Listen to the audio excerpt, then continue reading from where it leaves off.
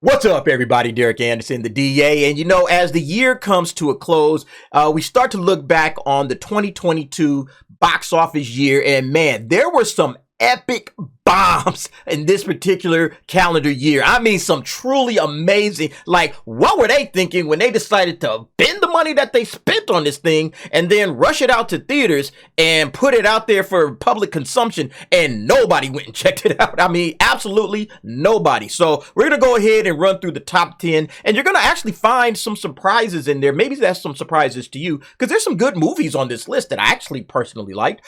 Maybe you didn't, but I did. And, so let's go ahead and check it out. Starting off with number 10, Death on the Nile. So you can see it had a budget of $90 million, break even of $225, box office total $137 million. So that's a total loss of $88 million. Now you can see the star-studded cast that it has there. You got Gal Gadot, you got Armie Hammer, Letitia Wright. Of course, you have Hercule Poirot being played by Kenneth Branagh, who also directed. So I can kind of understand why the budget is what it is. All right, $90 million seems to be reasonable. It's a period piece, okay? So you got to get all the costuming right. So that's going to take a little bit of bread. So I get all of that, but I think the big problem with this is it just came out at the wrong time of the year. And I had said that originally on my review, that if this film had came out probably on the back end of the year, like right now, I think it would have did a lot better than it did coming out in late winter, early spring of 2022. But nevertheless, that's number 10. We get to number 9, Secrets of Dumbledore. Budget of $200 million. You have a break even of $500 million, a worldwide box office of 405, and then total losses of $95 million.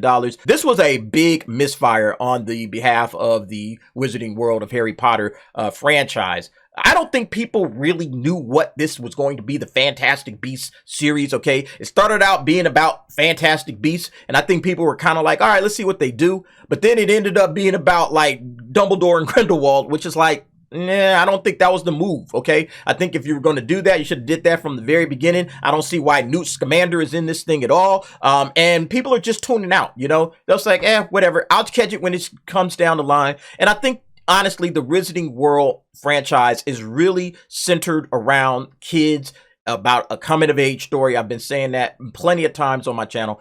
Coming-of-age story. You got to get back to that kind of storytelling because that's what the people are interested in. You got to take it back to the school, to Hogwarts. I think that's where your audience is. And the more they kind of try to push it into this adult realm, people have just completely tuned this thing out all the way. I think if they were to do something again, I've already said, go with the Marauders. I'll link that video above because I've said it plenty of times.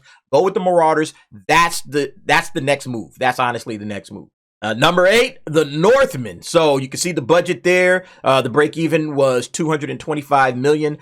He only made $69.6 million. So you're talking about losses of $155 million. Now, Northman is a great movie, okay? It was one of my top 5 movies for the longest time this year. It came out earlier in the year, and I absolutely love this movie. I've been watching it. I've watched it a couple of times since it's been dropped on home video. Now, if I were to say I didn't understand why people didn't rush out to see this, I would be lying, okay? Because, the way this film establishes this, it sets up, is really not what people think it is. I would say, like, the marketing on this was a big bait and switch because it's set up like it's going to be some sort of a Braveheart movie, okay, with lots of blood and lots of action, and that ain't it at all, okay? A completely different type. There's blood and action in it, but it's just completely different than what you were expecting. But I enjoyed it, okay? I thought it was refreshing to watch something definitely different than what we're used to or accustomed to from Hollywood, and they put a lot of money into it. $90 million is nothing to sneeze at. And I hope that this type of box office performance doesn't sour, people on putting more money into these types of films, because I enjoyed the hell out of this. It was made by the same guy that made The Lighthouse. If you saw The Lighthouse, you already know Robert Eggers is a solid director, really, really good. But I think for this particular film, just like maybe the marketing wasn't what it needed to be. And again, I'm glad they put the money in, but yeah, I have a feeling that they're not going to be making these kind of moves in the future. Number 7, The 355. You got the budget of $75 million. That is hefty. That's a huge budget for this type of film. Break even of $188 million. Box office, only $28 million in sales. So a total loss of $160 million. Ouch. Ouch, ouch, ouch. That hurts, man. And the thing about it is, I don't know why they spent this amount of money on this. This was a $20 million movie, straight up, okay? And yeah, they tried to put some star power behind it. You got Jessica Chastain in there, Penelope Cruz is in this, Diane Kruger is in this, Lupita is also in this, all right? So you had some star power, but to me, this was a vehicle for, like, you know, young and up-and-coming actresses to really flex and show what they could do. This is not something for established stars, okay? And as you can see, those established stars didn't bring the boys to the yard, okay? Nobody went and saw this film, okay? Neither women nor men. Nobody went to see this thing, okay? And that lets you know, again, who's your audience for an action film. If it's not guys, if that's not your primary audience, you're probably going to lose a lot of money, because guys are the ones that primarily go to action films, even to see women, okay? If you had some blonde bombshells, just big breasted women in this thing, oh, it probably would have made a ton of money. If you just went full like Barbed Wire, right? You know, with Pam Anderson, you just went hey man, we just showing breast and booty and we just going to have a lot of sex appeal in this. I mean, the guys probably would have it would have did better than 28 million. I'm not saying guys would have flocked to it, but it did better than 28 million. But you can't make that kind of movie these days. Hell no. Nah, you're going to get all of the feminist activists coming after you for that. But yeah, this is what happens when you think that you have a beat on the market. Oh, we're going to make this action film for women. Women ain't coming to see it. They didn't support it. And yeah, that tells you everything you need to know about Hollywood and where they're at. They're making content for people that don't want it and don't care about it and won't support it. Number 6, Amsterdam. Man, they spent a decent amount of money on this one as well. $80 million, okay, which means it had a break even of $200 million. And I think they thought that the star power would carry it forward, okay? You got John David Washington, you got Margot Robbie, you got Christian Bale. You know, I think they figured, hey, somebody's going to come watch this. Look at the star power. Look what it's about.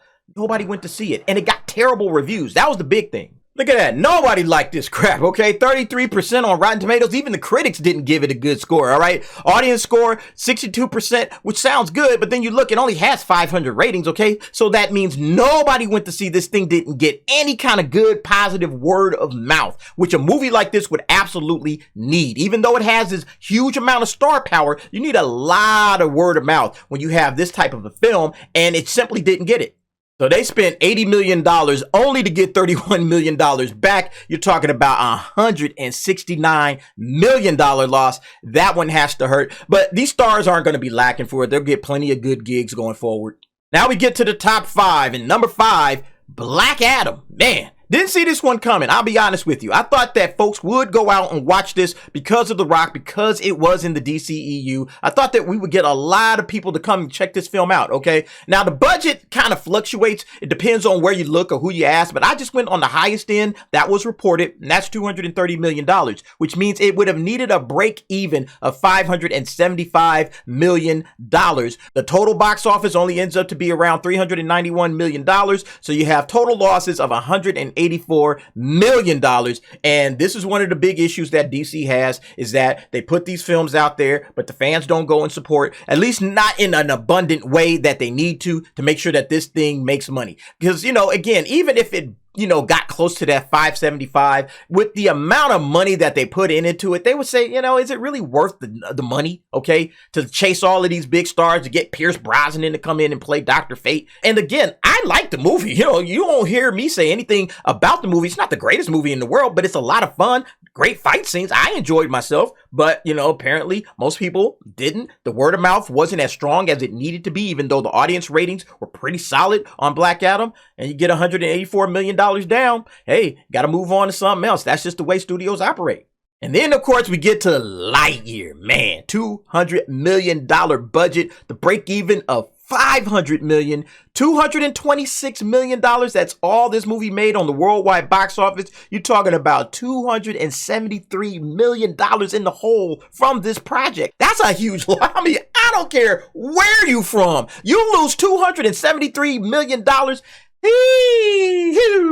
Yeah, that's a lot of money, man. That's a lot of money. And Disney, man, let me tell you, they got some more coming. But in regards to this particular film, it was a smart idea to maybe try to take something Toy Story and turn it and spin it off and do something different. Not this film, okay? This is just another misfire from Disney, because Lightyear, the story of Buzz Lightyear, like the movie that Andy went that made him want to buy a Buzz Lightyear. I mean, nobody cared. The Lightyear Adventures, the Buzz Lightyear Adventures, we saw that on Buzz Lightyear Star Command, okay? So I don't know if this was necessary. I don't think this was a good idea. They tried to blame it on Disney Plus, saying, well, all the Pixar stuff has been going to Disney Plus, so everybody thought this was going to Disney Plus, and that's why they didn't watch it. I mean, there could be some truth to that, but I think the reality is that nobody was really interested or looking for this particular film that much. It sounds like a good idea on paper, but when you sit down and really sit back and think about it, it's like, it's really not the Buzz Lightyear that we had from the Toy Story cartoons, okay? It's not the Tim Allen, okay? That was another thing. Tim Allen's voice wasn't used. So a lot of people just said,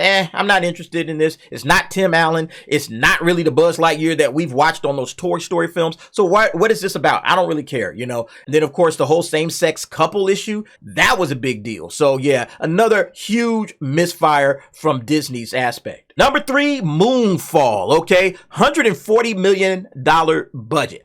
Huge budget for a disaster film that's about 10 years too late, because people gave up on these back from, I think, 2012, okay, when that film came out. And The Day After Tomorrow, it's still made by the same group of those guys, okay, Roland Emmerich. So it was, a popular thing back in the day, but it's such a goofball idea of the moon crashing into the earth. If you want to see great special effects and just silly disaster porn, man, have at it, because it's full of that stuff. But as far as just a good movie, man, cringy dialogue, the people in here phoned it in. Halle Berry did not try at all, okay? Halle Berry did not try whatsoever to do a good acting job in this, okay? It was literally like they were feeding her lines off screen. What do I need to say? Okay, all right. And then she just say her part. It was just terrible, okay? Patrick Wilson, the same thing. Not a good movie from an acting perspective, and, just a silly topic all the way around. And, of course, with a break even of $350 million, I mean, this thing was going to struggle no matter how you looked at it. Only $67 million. Whoo! Yeah, so $282 million in the hole. That's a huge loss for this particular film. I think we're done with disaster films for a long, long time. I think Roland Emmerich is probably just going to be like, yeah, let me figure something else out to do. All right, and then we get to number 2, Strange World, party time. They spent $180 million on this movie. I don't know what possessed them to think that this film, of all films, deserved $180 million. Okay, there's no way in the world that makes sense to me in any case. A break even of $450 million, and they only made $60 million. So you're talking about $389 million in losses. That, man, that is like the worst. Like, I can only imagine how Disney what the hell? Like, this is supposed to be their big Thanksgiving box office bonanza. Like, they're just supposed to clean up on this thing, right? And make a ton of money, right? But Disney, again, just doesn't read the room, doesn't understand what people are looking for anymore, all right? I mean, they are on the back end of animation. They have no idea what they're doing. And you see Universal, for 3 years in a row, has been running laps around Disney, and it's no turnaround in sight. I think Disney is completely just forgotten who they are. They've lost their identity. Funny how identity politics has made you lose your identity, and now you don't know who you are, and you don't know how to make good animation anymore that people want to see. All right? You lost money on Lightyear. You lost money with Strange World. We're about to see one more that you just lost a ton of money with at number 1. But it's just hilarious how Disney, of all the companies in the world, you got to imagine that Walt Disney himself is just tumbling over in his grave, doing somersaults and backflips because he can't figure out how you blew the biggest animation company on the planet, the kingpin of them all, okay? And they've completely dropped the ball, and they don't have no idea what they're doing anymore. It's just hilarious to watch. And of course, what lent a lot to this is the fact that it wasn't for families. It's all about identity politics. It's all about the agenda and the message. Okay, they pushed all of that social stuff into a kid's cartoon. And then, yeah, you see it right there. $389 million in losses. If they don't learn from this, I don't know what's going to teach them the lesson, okay? But dropping $180 million on a film these days, I think Disney's going to start peeling back on that and saying, you know what? We can't do this anymore, all right? We're going to have to start making some $50 million, $60 million films and just seeing how those things play out. If we have a lot of high-end animation and everything that we're doing, good computer graphics like you saw with Strange World, yeah, we're going to have to like maybe limit that to like maybe $100 million. And we're going to have to start taking some haircuts on some other parts of the business because they can't keep doing this, okay? They can't keep doing this. And animation is the bread and butter, or it used to be, of Disney. And now you can see that time has passed. All right, so now we get to the number one, and yeah, it's another Disney film, Turning Red. So here's what they spent on this trash, okay? $175 million. That's what they spent on Turning Red. Had a break even of $438 million because of that. They made $20 million and $417 million in total box office losses. Now, I know what you're saying. Oh, man, it dropped on Disney Plus. They did the whole Disney Plus thing with it. I don't care because it's not like this thing made Disney Plus take off either, okay? That's what the numbers show, okay? That they put this thing in theaters, all right? It was a wide release, so they had anticipations of this film turning a profit for them in theaters. It's a Pixar movie. It's a big deal, okay? Pixar is one of their biggest studios, their biggest brands right now. Pixar films do very, very well. This one, Lightyear, also didn't. And then, of course, you had the original Strange World. So 3 of the top 4, okay? 3 of the top 4 films in the box office bomb category belong to Disney, okay? And is Disney going to do any self-reflection? Are they going to start thinking, maybe we got this whole thing wrong. Maybe we need to go back to entertaining families and kids. Maybe that's what we need to start doing. Because this Turning Red, I never watched it, okay? But I heard all of the outrage and everything that it was about, using this little red panda as an analogy for, girls going on their menstrual cycles and all that kind of stuff. And it's like, is that what parents are really trying to watch with their children? Maybe some kids in their teenage years, maybe they'll be interested in this, but young kids under the age of 8, 9, like, why would we want to watch this? And I think that was the big miss, Now, people love this film. People say it's great. I've never seen it. I'm probably not going to see it because I don't have any interest in it based on what I've heard about it, okay? Again, word of mouth matters. But when it comes to the box office and you're going to put this thing in theaters and you're going to put some money behind it, a huge budget of $175 million, yeah, you're expecting something out of the box office. Regardless of whether it's on Disney Plus or not, you spend that money, hey, we need to get something out of this box office, okay? And $20 million, man, that ain't gonna cut it. But anyway, folks, that's it. That's the top 10. Tell me what you think about those box office bombs. Did you see them? Do you have any surprises? Something that you didn't expect to bomb? Or did it just kind of line up exactly as you had figured? Go ahead, get down in the comments. Let me know what you think. And thanks for watching. See you next time.